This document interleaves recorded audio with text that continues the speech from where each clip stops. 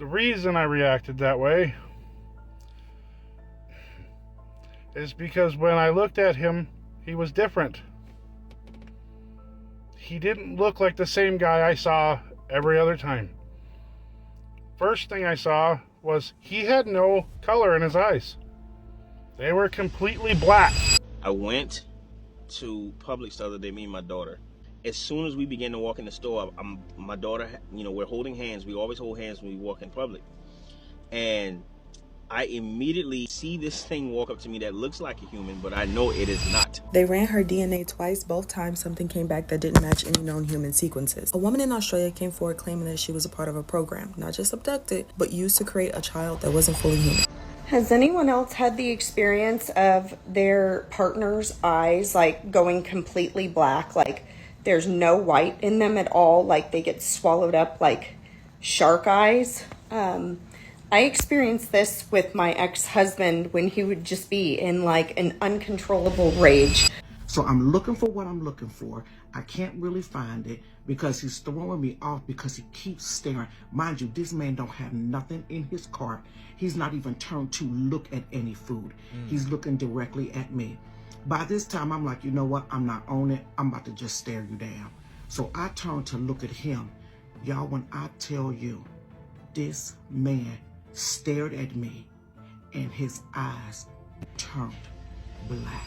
Have you ever been in a crowded place, a grocery store, a mall, a busy sidewalk, and you lock eyes with someone, and for a split second, your brain just refuses to figure out what it's seeing, not because they're doing anything weird, but because there is something deeply off about the eyes, like no one's home, like you're looking at a mannequin that learned how to blink. I've been seeing a trend pop up lately, not just on the fringe forums, but all over social media. People sharing these very specific, very unsettling experiences where they ran into someone who, by all outward appearances, was just a regular human being going about their day, but who gave off this overwhelming, gut-level feeling of being empty. A lot of folks online are calling them NPCs, a glitch in the matrix, soulless background characters. But the stories go deeper than just feeling ignored. The detail that keeps coming up,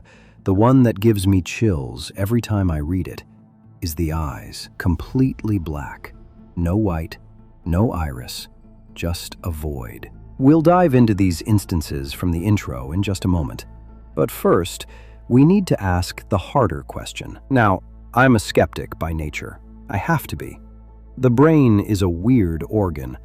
It plays tricks on us when we're tired, stressed, or primed by a scary video online. Psychology has a lot to say about why we see faces where there aren't any, or why we misread expressions in low light. But here's the problem I kept running into. In July 2010, a computer engineer working alone at a data center in Ohio had two teenagers show up at 5 a.m. They had black eyes. They asked to come inside. When he refused, they walked off and vanished into a blind spot in the security cameras, with no way out. Around the same time, a man in Staffordshire, England, was walking his dog through a park when a pale little girl with black eyes tugged on his coat. He described feeling a sudden, crushing sense of dread, the kind you feel when you know something is wrong, even if you can't say why. Two completely different people, two different countries, two different times of day, same story. Now, everyone has a different explanation for what's going on. Some say it's demons. Others say it's a government experiment. Psychologists say it's just our minds playing tricks on us. But they all agree on the pattern, and that consistency is what bugs me. Because if this is just mass hysteria, why are the details so specific? Why the eyes? Why the overwhelming sense that makes people want to run, even when the person is just standing there smiling? Is it a modern myth we're building together? A new flavor of an old panic? Or, and I know this is the part where some of you might roll your eyes, but is it possible that the ancient writings, the ones that talk about deception so deep it would fool almost anyone, were they warning us about exactly this? A time when the line between the human and the something else would get so blurry that we could stand right next to it and barely know the difference. I don't have the answers yet. Honestly, I'm still trying to sort through the noise, but I think we need to look at this. Really look at it. Not to scare ourselves, but because maybe, just maybe, these stories are pointing us toward a reality we've been trained to ignore. This is where our investigation begins. They ran her DNA twice. Both times something came back that didn't match any known human sequences. A woman in Australia came forward claiming that she was a part of a program, not just abducted, but used to create a child that wasn't fully human. Her story wasn't based on dreams or sleep paralysis. She reported missing time, unexplained bruises, sensations of a procedure, awakened memories of being surrounded by beings that communicated telepathically. She remembered being on a table. She remembered them saying, "You'll see him again." When she started questioning her health, she submitted samples for testing. The results showed strange gene patterns, not regular mutations, but parts that didn't match anything in the database. Some said lab error. She said no, it happened twice, and she's not alone. Dozens of women across the globe have claimed something similar. But they were shown children with grayish skin, large black eyes, and an eerie emotional bond they couldn't explain. Children they were told were theirs. Allegedly, Dr. Lear believed that this was the real reason for abduction stories. He thought the strange, unexplained experiences like the implants or surgeries were just the surface. The main goal was something not fully human, and he wasn't the only one. Allegedly, former insiders have claimed there's a whole system in place to track people like this. That certain humans are chosen and watched. It raises questions that most people don't want to think about consent, about control, and where are these children now? So when she asked, if I was pregnant and didn't give birth here, where is the child now? Nobody had an answer, allegedly. Guys, it happened again. I went to Publix the other day, me and my daughter, and as we're walking into the store, I feel very uneasy in my spirit. I'm talking about so uneasy that I cannot even concentrate. I go and I'm about to walk in the store. I'm like, Lord, what is going on? Why am I feeling like this? Like, what? This was probably a lot, 10 times worse than I'm usually feeling with discernment. Like, it was like at an all-time high. As soon as we begin to walk in the store, my daughter, we're holding hands. We always hold hands when we walk in public. And I immediately see this. I'm not even going to call it a guy. I see this thing walk up to me that looks like a human, but I know it is not. He literally tries to fist bump me. I was like, I look him dead in his eye. I said, I don't do that. The look on his face when I told him that was almost priceless. Then he proceeded to say, oh, I need $49. I'm like, no, I don't have any money to give you. So then I grab my daughter and I walk off. And the uneasy feeling that I was feeling, it eased up a little bit. But it didn't ease up. It eased up probably, I'd say 75% of the way. Later, I realized my daughter's in the store, me and her in the store, and she's like, Dad, my head's hurting. So I began to pray over her, and I realized that the guy's wife, or whatever it was in the store too. And I knew that this thing was not human. I don't care. You can say I'm crazy, but I'm learning now as I'm walking more with Christ, I'm starting to be able to discern who is human and who is not. This thing is very deep. And so I walked away. But I'm telling you now, if I had fist bumped this guy, or if I had given him money, or either or, what I think they were trying to do was come into agreement with my finances because he was asking me for money. Then he asked me for $49. That's a strange. Why would somebody ask you for $49? Why would somebody be carrying $49 in cash? That doesn't even make sense. So I knew that there was something going on with that too.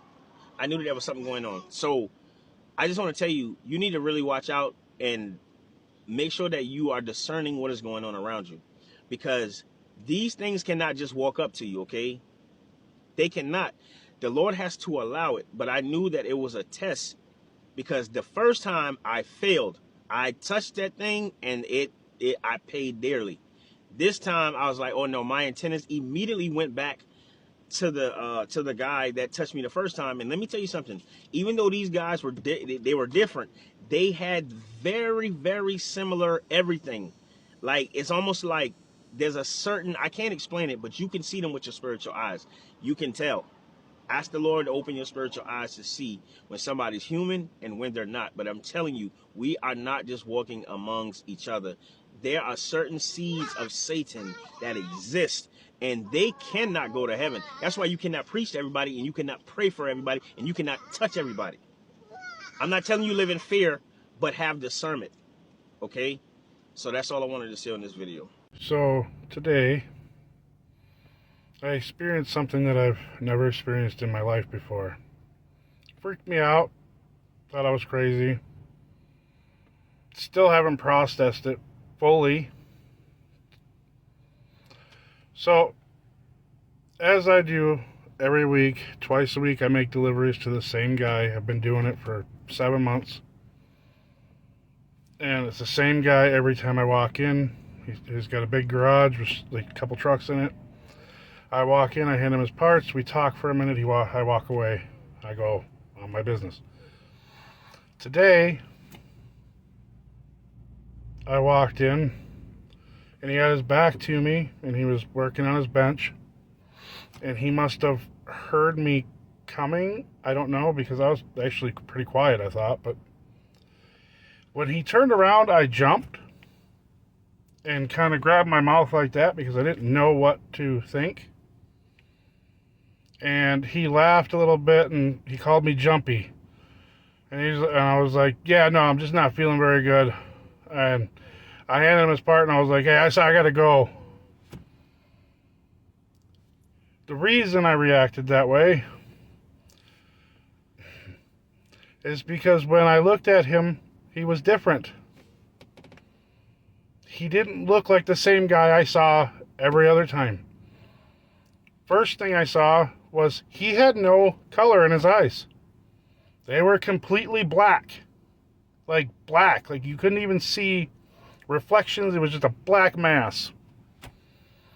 And for some reason, his ears were kind of weird, and they had like this little point like that. I don't know what that was. Excuse me. But then I was talking to my friend, and he sent me an article about them saying that a new disorder that's coming out where people are starting to see demon faces in people. And it got me thinking, if they're putting something like that out, could it be a disorder, or is it God is actually letting people see demons and they're just trying to make it look like we're crazy? I still can't process it. I can't. I don't know. I don't know what I saw.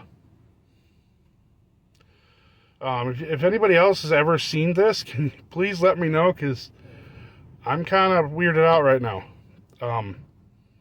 Anyway, God bless, love you. Take care. I don't know who's gonna get this, but one day, me and my homie, we was in the car, and we was just talking about being spiritual beings, right? And how on the other side of this 3D, like in the different dimensions, how we're beings of light, right? And I was telling him how I was able to discern like different people. I don't know how I'm able to do it, but I can just like see somebody and know that they're not a person. I don't know. But nonetheless, we were in the car, we were at the park, we was talking, right? And I was telling him how I can see, or I can tell when people aren't really like people. At this same exact time, there was this lady that was walking by, or she was walking towards like the car, right? Now, she wasn't walking towards the car, but she was walking, mind you, it's a park, so she's walking her dog. And as I'm telling him this, right, she comes and approaches the car. Like, she approaches the window. And she says, hey, what are you guys listening to? Mind you, we was listening to music. We were just chilling in the car. This older white lady, she doesn't, I don't know who she is, right? But I'm telling bruh at this same time that I'm able to see or able to recognize demons or people that are not human. And then she walks up to the car. We tell her, like, it was just a random song or whatever, whoop, and she says, oh, okay. And then she walks off and continues her walk down. I said, bruh, that was one of them. Legit. I said, bruh, that was one of them. And I kid you not, bruh, I felt like the tears in my eyes, because I had no other explanation, but I knew that she knew that I knew. You feel what I'm saying? And that's why she walked up to the car to check my temperature to see if... The first 3 stories we just watched are all unsettling in their own way. But I wanted to begin with the first one for a reason. Unlike the others, it's wrapped up in something that's become increasingly difficult to ignore. Over the last few years, governments, military officials, and intelligence personnel have publicly discussed unidentified aerial phenomena in a way that would have sounded ridiculous just a few years ago. The Chinese government recently told their citizens that if they get contacted by any aliens, they should reach out to the government immediately. Think about that for a moment. Why would they say that? Now, whether you believe those objects are extraterrestrial, secret technology, or something else entirely, it's opened the door for people to revisit questions that many had already dismissed. And one of the strangest accounts I came across belonged to a 24-year-old Australian woman named Megan Liker. Under hypnosis, she claimed she had been abducted, kept away for more than 4 years, and gave birth to dozens of hybrid children with unusually large black eyes, before supposedly having her memory erased and being returned to Earth. Now, whether any of that actually happened is another question entirely. Although, across the world, there's an ex-witch from East Africa who supports these claims and believes there is a sinister plan by the dark forces to hybridize human beings and turn the world evil. But what caught my attention wasn't just the story itself. It was how familiar parts of it felt. Almost immediately, I remembered another account, and I'll share her full story in a future video, so make sure you're subscribed. A woman claimed she went to sleep one night, just like any other night. But instead of dreaming for a few hours, she experienced what she believed was an entire lifetime. She lived for decades. She got married. She had a child. She built a life. And then, she woke up in her own bed. By our clocks, only one night had passed. But according to her, she'd just lost 40 years and a family that, to her, felt every bit as real as this one. She wasn't just confused. She grieved the child she believed she'd left behind. The deeper I went, the stranger the rabbit hole became. I found declassified government programs exploring things like remote viewing, where researchers investigated claims that certain individuals could perceive distant locations or information without being physically present. Whether those experiments proved anything is still heavily debated, but they do tell us something important. Even governments have, at times, been willing to explore the possibility that human consciousness might be more mysterious than we understand. And that's when something clicked for me. People seem to interpret extraordinary experiences through whatever framework they already believe. If someone believes in extraterrestrials, they describe aliens. If someone has a psychological worldview, they look for explanations in the mind. At least, until they have evidence that proves otherwise. If they're religious, they often describe the very same kinds of encounters as spiritual or demonic. I even remembered a documentary I once watched featuring a former witch. She described encountering an incredibly intelligent entity, but she didn't call it a demon. She called it an alien. As she continued telling her story, the lines between those two ideas became surprisingly blurred. Whether her account was true or not isn't really the point. The point is that people from completely different worldviews often describe remarkably similar experiences. They simply give them different names. So maybe the real question isn't whether these encounters are aliens, demons, psychological phenomena, or something else entirely. Maybe the better question is this: what if we're all looking at the same phenomenon, but interpreting it through different lenses? Let's watch a few more accounts, because as the stories continue, the rabbit hole gets even more intriguing. There are beings that is walking this earth and they are not human. I just came from Kroger's. I just got off of work. I went to go pick up a few items, y'all. I go to the bread aisle. Now, the bread aisle is super long. I'm at one end of the bread aisle. There's a guy that's about 3/4 of the way down in the bread aisle. He got a cart. I got a cart. He's looking at me. And you know how you can see out your peripheral that somebody's staring at you. He ain't just looking, but he's staring at me. I kind of look his way. He's still staring. I go ahead and I get my bread. I go back around the other way because I'm going to the international aisle to get some pasta and some other stuff. While I'm in the international aisle at one end, this guy comes around and he's at the top of the same aisle. I see him still looking at me. Now, mind you, there's a couple of things that I need to get out of that aisle. So the first part of the aisle, I grab what I need to grab and I go about midways down. He's at the other end. So he's staring at me still. So I kind of look at him and I go like, that type look. He's still staring. So I'm looking for what I'm looking for. I can't really find it because he's throwing me off because he keeps staring. Mind you, this man don't have nothing in his cart. He's not even turned to look at any food. He's looking directly at me. By this time, I'm like, you know what? I'm not on it. I'm about to just stare you down. So I turn to look at him. Y'all, when I tell you, this man stared at me and his eyes turned black. Everything in his whole eyeball, not just the pupil, but the white part, turned completely black. He looked, it said black, and then he walked away. When I tell you I left that cart sitting in that aisle, I didn't even buy nothing from Kroger's. I left out and I came home.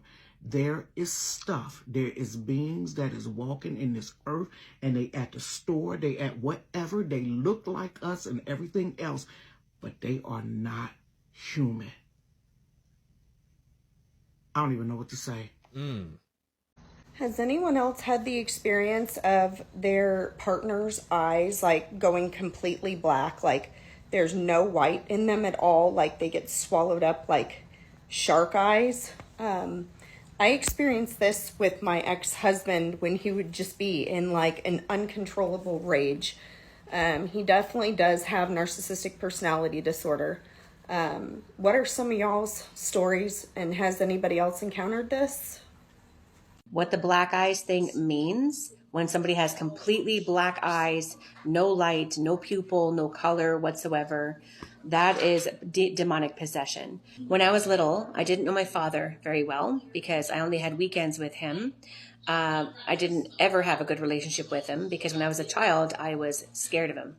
This is a bit of a personal share. I haven't actually told this to too many people, but I remember as a child, I saw his eyes go completely dark so many times, and he would get angry and lose control of himself. It's like he was half there and half not. It's like something else kind of came over.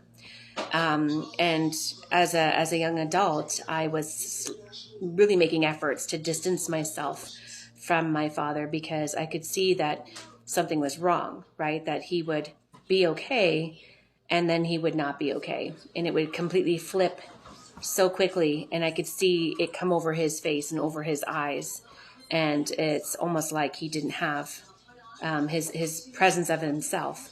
And so I'm sharing this because when you see somebody that has completely black eyes, that's demonic possession. They're not there. They moved away.